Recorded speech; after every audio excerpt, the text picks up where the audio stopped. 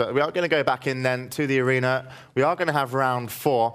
Pandemic do bring one back on the board, and it is going to be Nagrand. So it's going to be a repeat of last time. We're also going to have a repeat as we flick between us and the arena of actually the setups as well. But I mean, playing that Druid, that's really, really dangerous. And I honestly do believe that Malice controlling Glix and Reagan will be enough to, allow Natrana to potentially, even take down Hafu to 80% HP and then just, Malice come in and, press 3 buttons and then, kill her.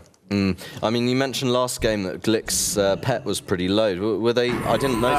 I wasn't sure if it was low. I just actually knew that they were concentrating on Glix, so Hafu might have had to hot it up with damage. I was going to say it's debatable whether it's even worth going for pet kills in this patch because of the nerfs to locks. So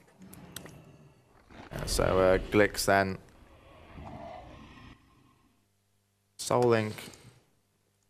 It wasn't actually up at the beginning for some reason, I do believe. Not sure what was the case. So Malice going to open up, gets Reagan, and he gets Glix into a Nova. Going to open up onto Glix then.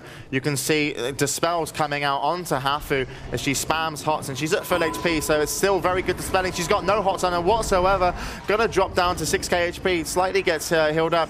All the way up to 9k actually, and Reagan is going to go on the back of Natrana, and in comes the, she did actually get off the Nature Swiftness, and an improved counterspell came in Drift afterwards. She's actually behind the pillar now. She needs to stay away from Natrana, but has to come back in to heal up Glix, so keeping as much range as she can. A nice heal in there onto Glix, does manage to keep him up, and you can see they have to put a Curse of Exhaustion onto the Priest to slow it.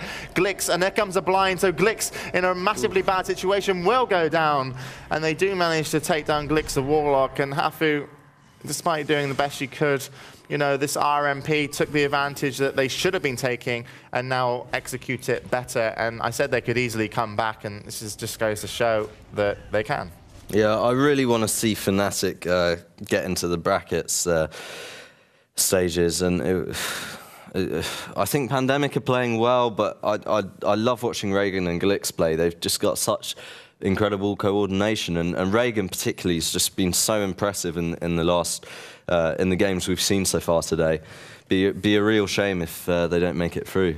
Yeah, and also I'm noticing a trait similar between the teams. Obviously, 1 healer, 2 DPS is kind of what I like to see played anyway. But every time a healer is being targeted to begin with, he becomes at a massive deficit of health that even if he gets away and, does get away from the situation alive, each team is switching and successfully killing someone else. We saw it with Got Game East versus Pandemic when they went for Doja. He was low, and then they just switched off and got a kill. It's like, it doesn't seem like in 3.0 at level 70 you're able to get people's healths back up when they're at a deficit. And certainly, she didn't have Nature Swiftness. She did use it on herself, but still, I think she came out at a decent time to actually help out Glix. And despite hitting some 3.8k kind of Swiftmens, it wasn't enough. Yeah, and I've got to say, against Warrior Lock Druid in this patch, or against any team with a Druid in this patch, you just can't,